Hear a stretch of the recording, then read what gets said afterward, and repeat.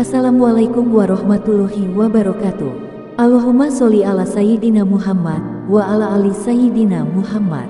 Pemirsa yang dirahmati Allah, marilah kita simak ceramah dari Ustadz Adi Hidayat dengan tema Amalan agar bisa ke Tanah Suci. Sebelumnya marilah kita perbanyak sholawat minimal 1000 kali sehari, agar hidup kita penuh barokah dan mendapatkan syafaat kelak. Marilah kita doakan agar Ustadz Adi Hidayat sekeluarga diberikan kesehatan dan kebahagiaan dunia dan akhirat. Amin ya robbal alamin. Bismillah, Ustadz, ada nggak amalan atau amalan kita supaya bisa ke Tanah Suci Mekah? Karena saya jujur rindu ingin ke sana. Ada. Satu, nabung.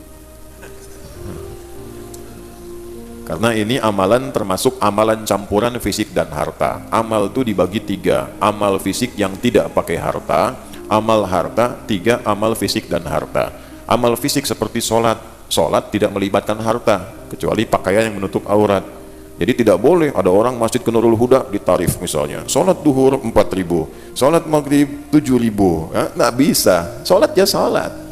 Ada amal kedua, namanya amalan harta. Karena tidak semua orang bisa melakukannya, maka nilai pahalanya lebih tinggi dari amalan fisik. Amal fisik sekali 10, berjamaah 27, di masjid kali 25. Infak dilakukan berapapun nilainya sepanjang ikhlas, paling minimal 700 kali lipat, paling minimal. Dapat dari mana? Quran surah kedua, ayat berapa? 261. Bagaimana bunyinya? Mathalul ladzina yunfiquna amwalahum fi sabilillah kamathali habbatin ambatat sab'a sanabil fi kulli sumbulatin mi'atu habbah wallahu yudha'ifu liman yasha' wallahu wasi'un 'alim. Yang terakhir kenapa saya lengkapi? Karena sering dipotong ayat ini sampai 700 saja. Padahal yang motong sampai sini yang suka hitung-hitungan. Kalau dihitung 700 dapatnya segitu. Yang tidak menghitung diberikan tak terhitung. Ada yang infak 1 juta, dihitung, oh 700, dikalikan langsung catat malaikat kali 700, dapat 700 juta. Ada yang infak 1000, tapi dia tak berhitung, yang penting Allah ridha, masukkan tanpa hitungan. Bisa saja Allah perintahkan kalikan 1 miliar pahala, bisa. Jadi kalau sudah beramal, tidak perlulah dihitung. Biarkan Allah yang memberikan nilainya, cukup kita berusaha ikhlas mengamalkannya. Nah, ada pahala yang lebih besar yang ketiga. Namanya apa? Ibadah yang menyatukan fisik dan harta. Seperti apa? Haji dan umrah. Karena itu haji sudah tidak ada bandingan pahalanya dengan amalan lain. Kenapa? Karena menyatukan dua ini. Karena itu laisa lahu al-jaza illa al-jannah. Nggak ada pahala yang setara bagi haji yang benar, berhasil, mabrur itu kecuali surga.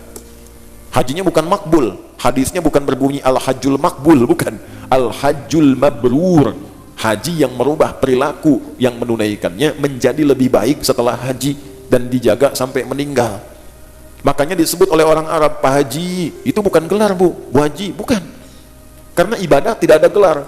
Kalau ibadah itu ada gelarnya, orang Islam paling banyak gelarnya. Bapak John SHI, SHI apa? Sholat, haji, infak. Ada gelarnya. Nah, kalimat itu pengingat bahwa Anda sudah haji, jangan lagi menukar pahala kebaikan dengan keburukan. Sudah ada jaminan surga kok ditinggalkan.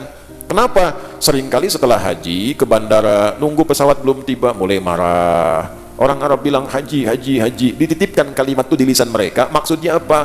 Pak, Bapak sudah haji, jangan lagi hilang kebaikan karena persoalan-persoalan kecil itu ujian. Jadi bukan gelar lah.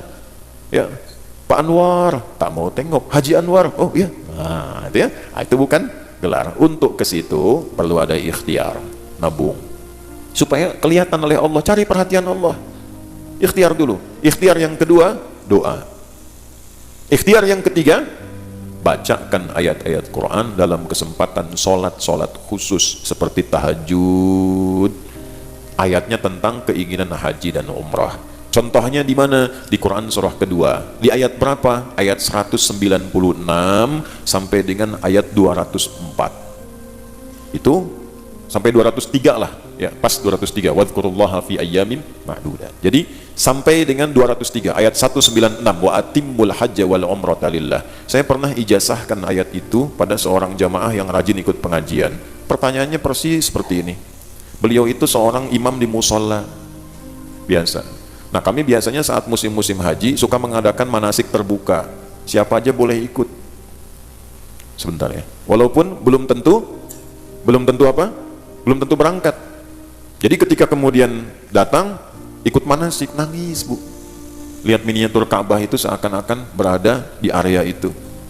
Kemudian yang lain sibuk seperti ini, merekam pakai handphone itu, beliau tuh ikutin tawaf tuh bacaannya ini. Setelah itu kurang lebih 3 hari kemudian ada pengajian, orangnya nggak ada, pekan depannya nggak ada lagi.